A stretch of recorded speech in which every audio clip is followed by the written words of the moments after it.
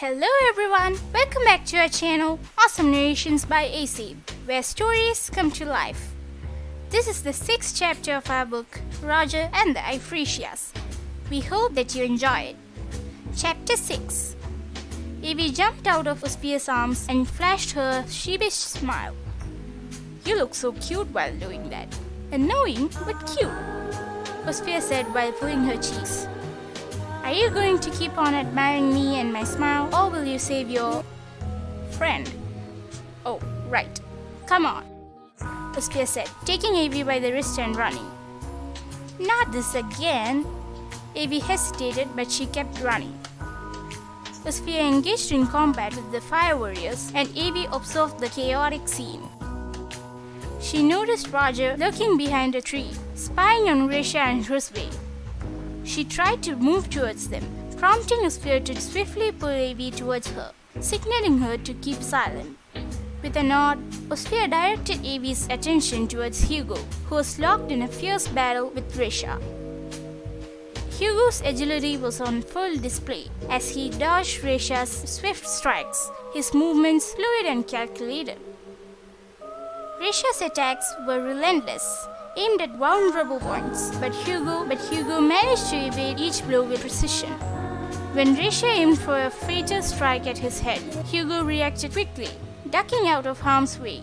Sensing an opening, he seized the opportunity, locking Risha's sword with his own and using the hilt to push her back with force, temporarily gaining the upper hand in their duel. Meanwhile, as Evie's gaze shifted, she actually saw Hrzbet for the first time. His intimidating presence was accentuated by his pure black eyes, mirroring Risha's, and his salt and pepper hair framed his face menacingly. He was draped in brown silk robes that billowed around him as he moved, adding an air of mystique to his formidable figure. In his left hand, he wielded a staff adorned with a black, well-polished diamond, its ominous aura sending shivers down Evie's spine. Despite the familiarity she felt with the staff, its significance remained elusive. The clash of steel and the crackle of energy filled the air as the battles raged on, each combatant locked in a struggle for dominance.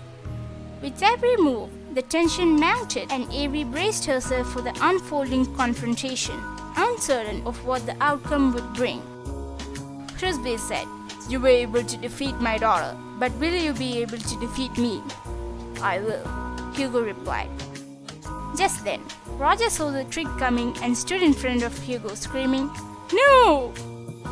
As the lightning bolt from Hrzbet's staff struck Roger, a surge of raw energy rippled through the air, crackling with dark intent. Evie watched in stunned silence as Roger's body convulsed, his once gentle features contorting into a twisted mask of malice. His eyes, once warm and familiar, now glowed with an ominous blackness, reflecting the depths of Hrzbet's sinister influence. The transformation didn't end with Roger. Hugo, fueled by righteous anger, confronted Hrzbet, demanding accountability for his actions. But Hrzbet's response was swift and merciless, a mere flick of his staff, unleashing a torrent of dark energy that enveloped Hugo, bending his will to Hrzbet's command. Evie felt a pang of despair as she witnessed Hugo's defiance crumble, replaced by a chilling obedience that echoed through the clearing like a haunting lament. Risha's triumphant declaration, her voice tinged with the echoes of victory, sent a shiver down Evie's spine. The once familiar faces of their comrades now bore the unmistakable mark of Hrzbet's sorcery, their actions dictated by his malevolent will. Despite the urge to confront them, Ospia's timely intervention served as a stark reminder of the peril that awaited any who dared to challenge Hrzbet's power. Surrounded by the towering trees of the forest, their twisted branches casting ominous shadows in the dim light, Evie and Ospia found themselves trapped in a suffocating embrace of uncertainty. Every rustle of leaves, every gust of wind, seemed to carry with it a foreboding sense of the impending doom. In the distance, the crackle of lightning from Hrzbet's staff punctuated the silence, a haunting reminder of the formidable foe they faced. Amid this turmoil, Avi grappled with a profound sense of helplessness, the weight of their situation pressing down on her like a suffocating blanket. As she looked out upon the battlefield, now transformed into a stage for Frisbee's dark machinations, she knew that they stood on the precipice of a battle unlike any they had faced before. And with each passing moment, the shadow of Frisbee's power loomed larger, casting a pall over their once hopeful quest for victory. After they left, Osphere swiftly issued orders to Ifrit, and Avi felt a surge of confusion wash over her. Before she could voice her concerns, Osphere pulled her behind a nearby tree, urgency etched into every line of her expression. Turn invisible with the help of Ifrit, Osphere instructed, her voice urgent yet composed. Avi's mind raced as she grappled with the sudden directive, but she knew better than to question Osphere's judgment in times of crisis. Nodding in silent understanding, Avi focused her thoughts, allowing Ifrit's magic to cloak her in invisibility. With a sense of trepidation mingled with determination, she prepared to follow Osphere's lead. Climb the tree and jump from one to another, Osphere continued, her tone steady yet laced with urgency. Avi's heart pounded in her chest as she surveyed the towering trees before her, their branches beckoning like outstretched arms. Drawing upon every ounce of courage within her, Avi began her ascent, her movements fluid and deliberate. With each leap, she felt the rush of wind against her skin, the thrill of flight mingled with the weight of the task ahead. As she navigated the canopy, her senses heightened by Ifrit magic, Avi felt a sense of exhilaration coursing through her veins. With each bound, she drew closer to her destination, the door of shade looming large in her mind's eye. We'll discuss the rest there. Osphere's words echoed in Avi's thoughts, a beacon of hope amidst the chaos that surrounded them. With renewed determination, Avi pushed forward, her resolve unshaken by the perils that lay ahead. And as she leaped from branch to branch, her heart filled with a sense of purpose, knowing that the fate of Tuvalu rested in their hands. But how will you come? And I have a lot going on in my mind, Avi said. Now is not the time. I will clear them once we reach the door of shade.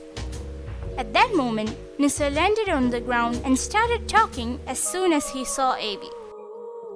Oh, Avi, do you need my transporting skills? I would be happy to offer my services. Nissa said. Nissa, will you shut up for a second? She is not coming with us, okay? It's just the two of us, Osphere said. Then how in the world will the poor girl come to the door of shade, Osphere? He asked. She'll turn invisible, climb the trees, and come to the door of shade. Happy? She asked. Yes, I'm very happy. I'm always happy. Now, are you going to give me a ride or not? Osphere asked. How do you bear her harsh behavior all the time, Avi? Nissa asked discreetly. I heard that, Osphere said. She has sharp ears, Nissa whispered. I heard that as well. If you gossip about me once more, I will disown you, Osphere warned.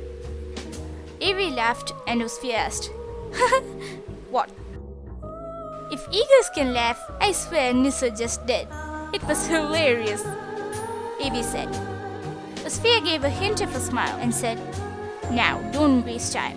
Turn invisible and reach there as soon as possible. Okay, Avi said and turned to read.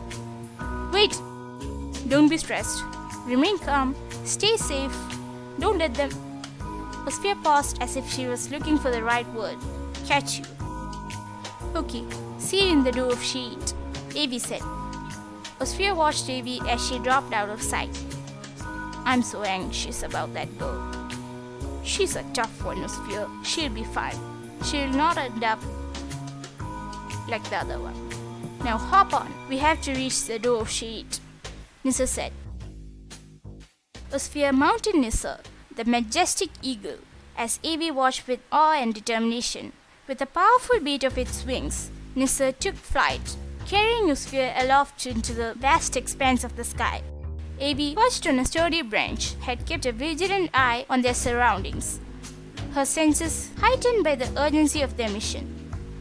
With every gust of wind that swept through the forest, Abby felt a surge of adrenaline coursing through her veins. As she prepared to embark on her journey to the door of shade, she knew that the path ahead would be fraught with danger. But with Osphia's safety hanging in the balance, she pushed aside her fears and focused on the task at hand.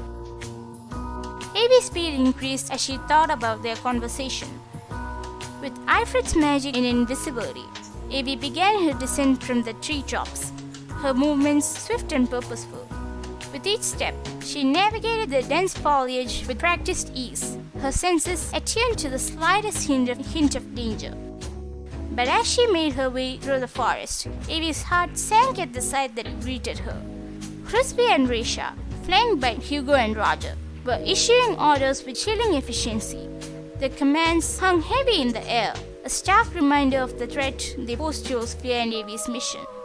With a surge of determination, Abby pressed forward, her resolve unshaken by the presence of their adversaries. Every step brought her closer to the door of shade, where she knew that Ospia awaited her arrival. And as she journeyed onward, her heart filled with a fierce determination to overcome whatever obstacles lay in their path, for the fate of Tuvalu hung in the balance. Will Hugo and Roger be evil forever? Will Abby reach the door of shade safely? Will the Tuvaluans be able to safeguard their homeland from the dangerous threat of the power of Hrzbi? What do you think will happen next? Make sure to write your guesses and your thoughts on the video in the comment section below. Like, share and subscribe to our channel. Click the bell icon so that you won't miss any of our latest updates. See you again soon with the next chapter. Bye!